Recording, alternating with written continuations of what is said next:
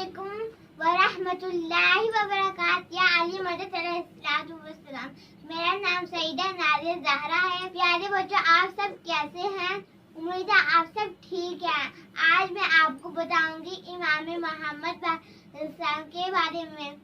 एक शख्स इमाम मोहम्मद बाक़र अलैहिस्सलाम के पास आया। उसने कहा, मेरे सारे बाल सफेद हो गए हैं।